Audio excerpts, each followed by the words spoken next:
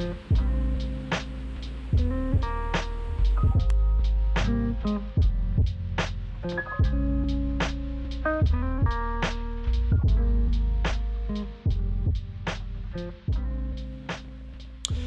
going on, everybody? I hope you're all doing well. It's Free Michael, and we're back with another video.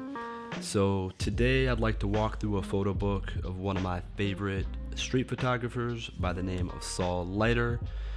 If you're not familiar with Saul Leiter, I'll give you a quick bio. Saul was an American photographer and painter who moved to New York City at the age of 23 to pursue painting. At the age of 25, he began experimenting with color photography, which was pretty groundbreaking at the time, if we're talking like the 50s here. But so he started experimenting with photography using Kodachrome 35mm expired film, which we'll get to in a moment. And his main subjects were mainly street scenes and his small circle of friends. And so throughout the 50s is really when he made his name and became part of history, really, in the world of street photography, mainly for his compositions and painterly quality, is what really stood out from his work. So in 2006, he decided to put together what he would call a little book, and it became an overnight sensation with worldwide distribution and really landed him as an early pioneer in the history of color photography. And then unfortunately in 2013, Saul Leiter passed away. However, as I mentioned, he will forever be a legend in the game of street photography and really in the art world. So definitely a big inspiration for me. Which actually leads me to the book, Saul Leiter, Early Color. So anytime I'm feeling uninspired, this is the first book that I run to. Saul Leiter has been such an influence in my street photography. And like I said, anytime I'm just not really in the mood or just feeling uninspired, I like to reference this book to help get the creative juices flowing. So I will admit this is my second crack at this video. The first one was far too long because there's too many photographs to really dive into, but I have highlighted some of my favorite photographs by Saul Leiter, and today I'd like to kind of walk through those with you guys and let you know what I see. I guess before we begin, one thing that I've noticed is that there are four main elements that I notice in his photography. We'll kind of, I guess, walk through that as we go, but just to highlight a few is really his excellent compositions, his muted colors, his impressionist style, which again we'll get to in a moment, and and overall, and I would say giving the subjects their anonymity, which is also another great thing that I like to incorporate in my own style. So without further ado, let's kind of walk through this, and again I'll kind of highlight some of my favorite photographs by Mr. Leiter.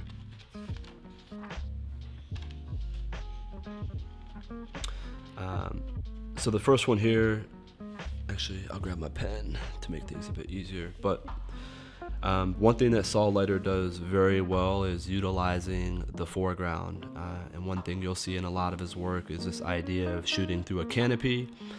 So if we're talking 1950s New York City, there's going to be a lot of those around outside of storefronts. So why this is so great to me is by constricting your scene, it requires you to get a bit more creative, I would say, right? By adding those restrictions, it forces you to become creative with the subject matter within the frame.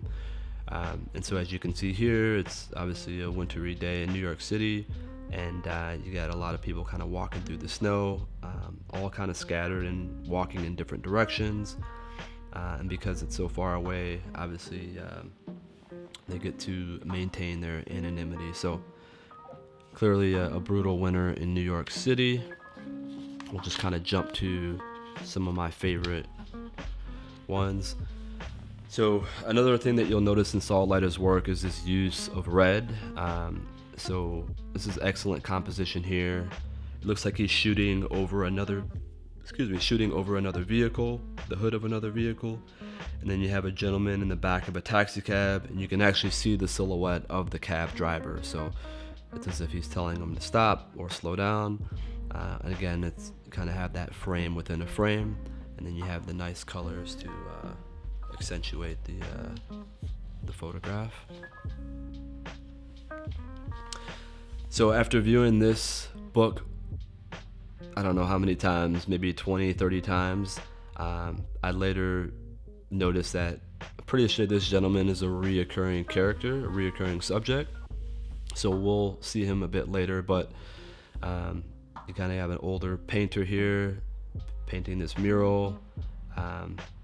There's something about older characters that I know Saul is kind of drawn to, and that's actually something that I like to incorporate in my work as well. But looks like he's painting a sign, and this is pretty decent composition.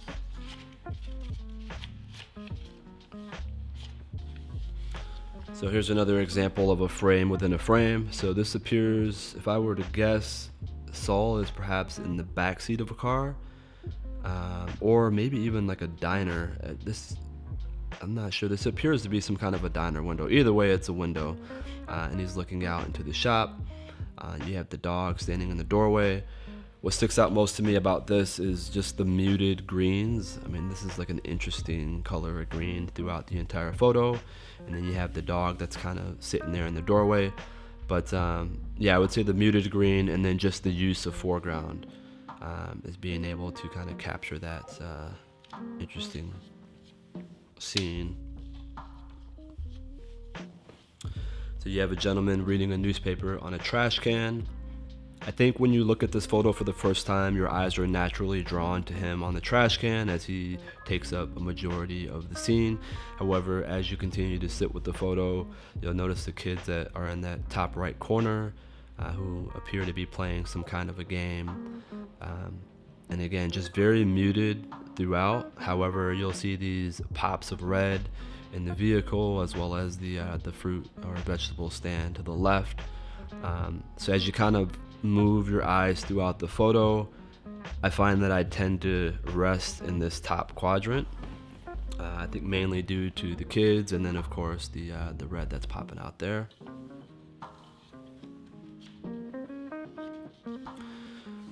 So because of Saul Leiter's background in painting, that's another common theme that you'll see throughout his work. So it's called like an impressionist style. So it's this, as if these are like paint strokes on a window, and then with this being the 1950s, you have that kind of old school barbershop window here. And again, this is a common theme that you'll notice, because I know Saul Leiter is on record of saying that he's pretty much photographed his neighborhood for, I don't know, maybe 30, 40 years, maybe even longer than that. But he was known to frequent his neighborhood, the same neighborhood that he stayed in for quite some time, and just kept revisiting the same scenes. So this is actually one of my favorite shots by Saul Leiter for many reasons. Obviously, it's great composition. You have the mirrors, which cause a pretty cool reflection. Again, you have the pops of red. But as I continue to look at this, I notice that this seems to be a shot where you have different classes of people. You kind of have this blue collar guy down low.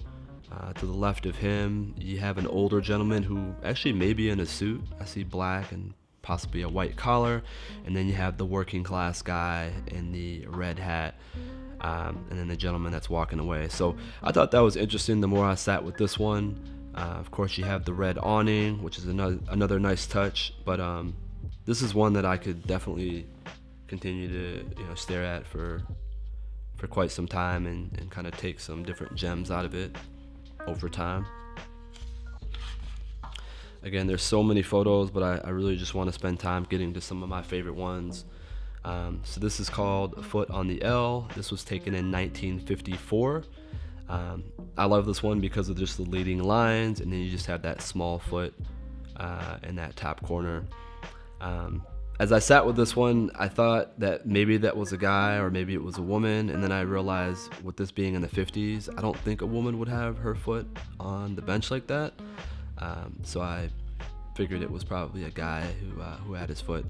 But another great example of just muted colors and then leading lines, which is excellent photography. And then one thing I'll also point out is the great thing about Saul and street photography is that this is more of like a, I guess I would say like a painterly style, or the way Saul approaches a photograph is the way he would approach a blank canvas. And so that's what I really admire most about his style, is he's really intentional with the photographs that he likes to make.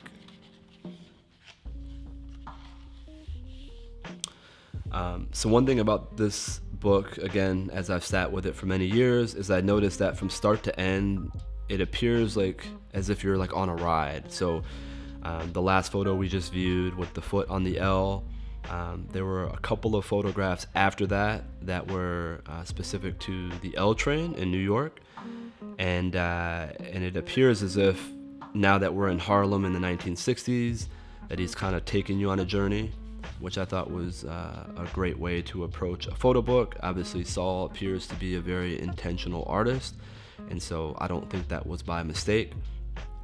Here's another photograph that I really love. You have the gentleman with the fedora hat, you have the red tie, red truck, as well as the red signage. Again, this is in 1960s Harlem. I love this photo for many reasons. One being you cannot see this guy's eyes no matter how hard I try to look. It's like just enough shadow for me to not really see his eyes, which creates that mysterious look. And then he has a cigarette hanging out of the mouth. And then just talk about the dress as well. I mean, we're talking 1960s Harlem. I wish that we dressed like that today, honestly. I really admire, the style they had back then. But yeah, again, an excellent use, I would say, of color. Clearly you're drawn to the gentleman in the hat, and then you have a guy walking away, and then of course the red truck and the red signage, which I like.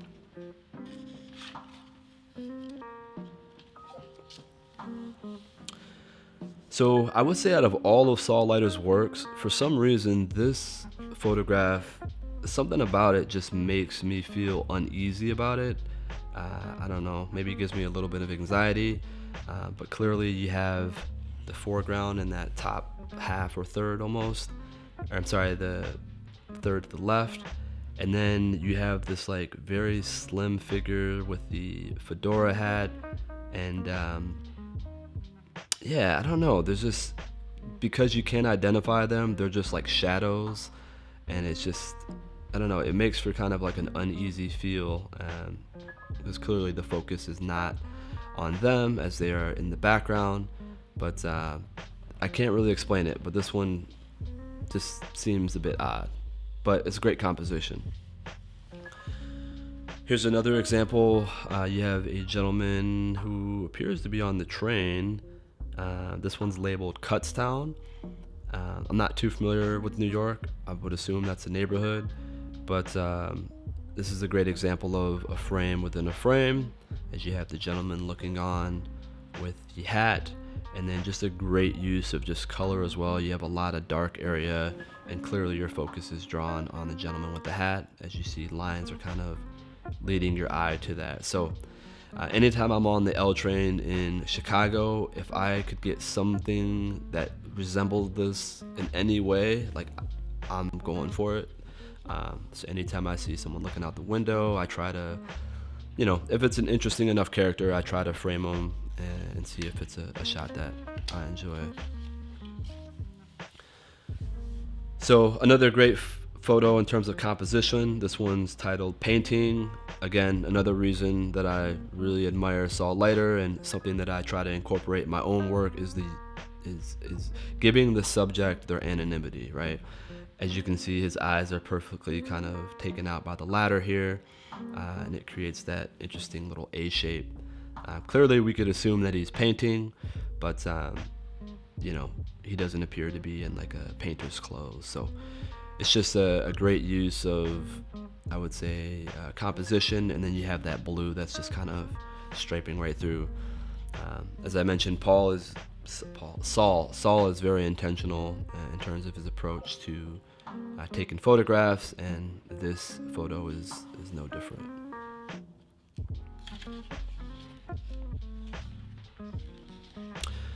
So I mentioned the gentleman that was painting the mural at the beginning. I'm pretty sure this is him, because I think he had on the same shoes. I could be wrong.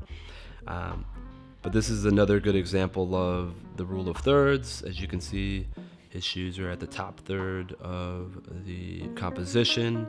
I think it's safe to say that he's painting or fixing something. And then the other great thing about this photo, and why I like these kind of photos that don't really have the subject in the frame, is that it creates that curiosity gap, right? So we know he's on the ladder. It's safe to assume that he's painting or fixing something, but we don't exactly have confirmation. And so there's that little bit of curiosity within us that makes this an interesting enough photo.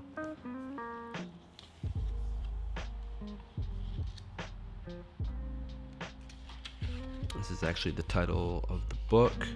It's like he's shooting through a couple of boards. Another great example of using some sort of an awning.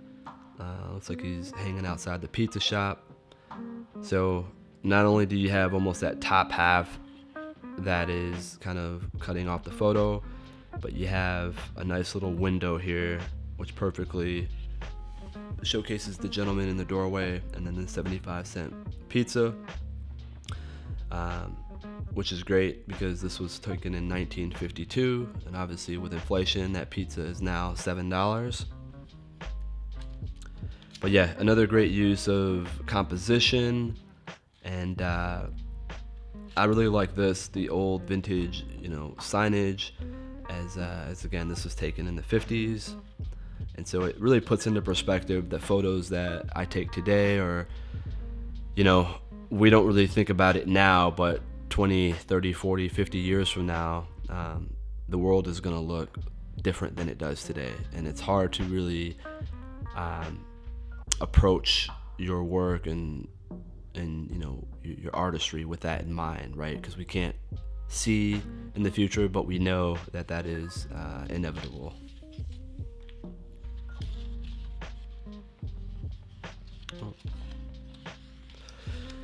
So this is another great Saul Leiter photograph.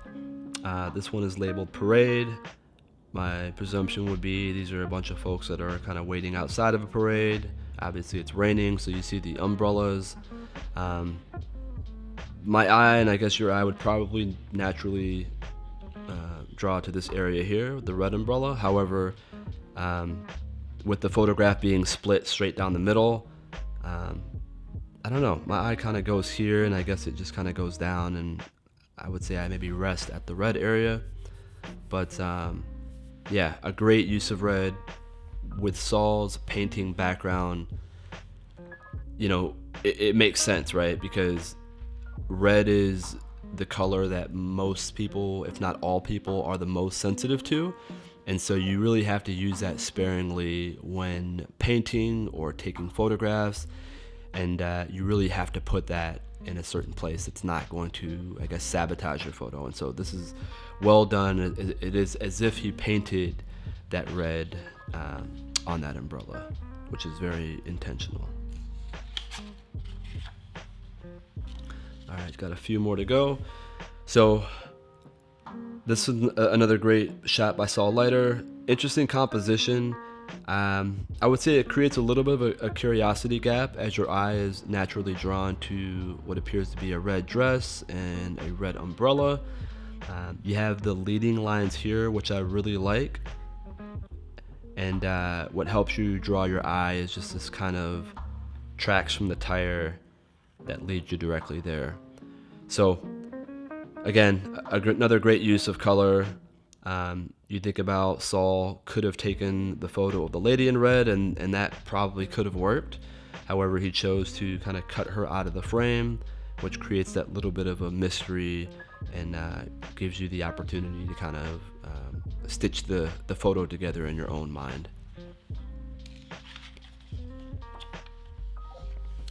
Another great example of utilizing some kind of foreground, cuts the photo in half, and then you have like this curiosity gap. So this is also labeled Kutztown 1948. I would imagine it's some type of school. The all black seems to be some kind of authority figure, perhaps a teacher. And then you see the high socks and the shoes down here. I would imagine those would be students. Again, that's what makes this so fun, is that curiosity gap provides a sandbox in which you just have to kind of think about things. You know, not being from New York, I don't really have much reference to the town, so I just kind of have to make the story in my own mind.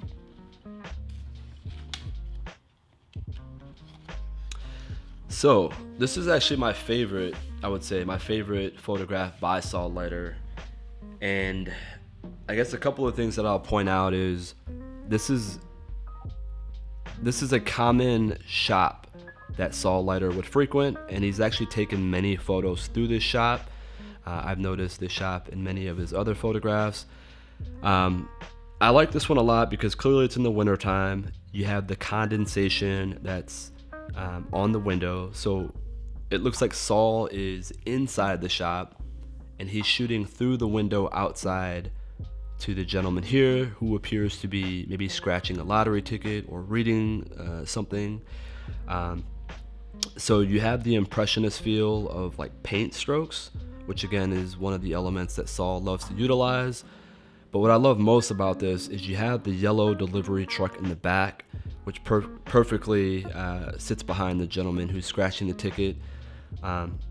This is another great example, similar to the red umbrella in the last photo, where if the yellow truck wasn't there, it would still work for me, but it's that careful placement of yellow that Saul puts on the head as if he painted it, which I think makes it very interesting. As you know, yellow is another one of those colors that is very sensitive to the eye, and so I feel like this could only really work if it was a yellow, red, perhaps like a bright green. There are only a certain amount of colors that this would actually work for. So yeah, to this day, this is my favorite photo. And again, with the lettering on the shop window, you can kind of see it peeling off, which also adds that painterly effect. So yeah, this is a really great photo, and I would say my favorite of his.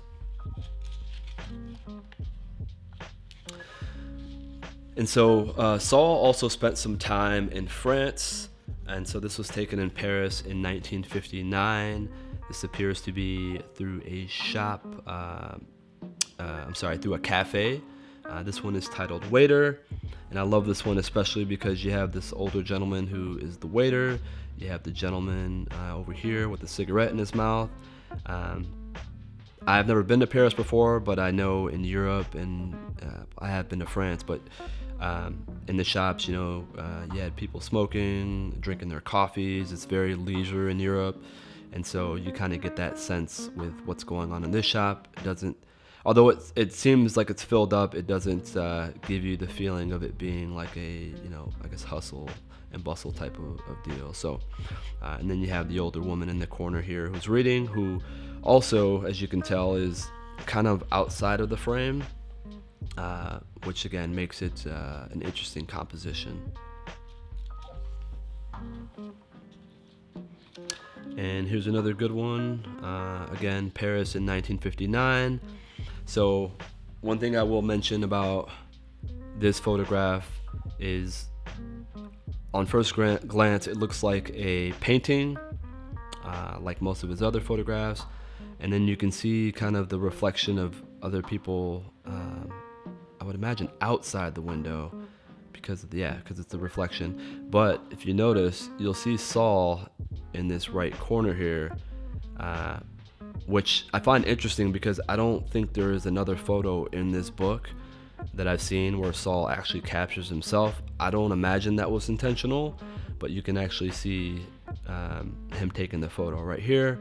And then you have a woman who's writing in the cafe. Again, it feels very leisurely, which I like. But yeah, that's another good one. Last thing I'll point out, as you can tell, very muted colors, and then you have the pop of red here, which just works for Saul. And I think we have one more. Yeah. And then the last one here, another great use of the rule of thirds. You have the lines here. And then I would say another great example of just the curiosity gap. Clearly this gentleman is indisposed at the moment. It almost seems very painterly in that his hand is kind of awkwardly placed above his shoulder, so it looks like he's laying on his elbow. So I could venture a guess, perhaps it's a homeless man or someone intoxicated from the night before. I can only manage to guess, but yeah, I would say just the curiosity gap in that we can only see his hand and his head, and we don't really see how he's dressed or any other circumstances surrounding this photo. But again, another great composition and just muted tones throughout.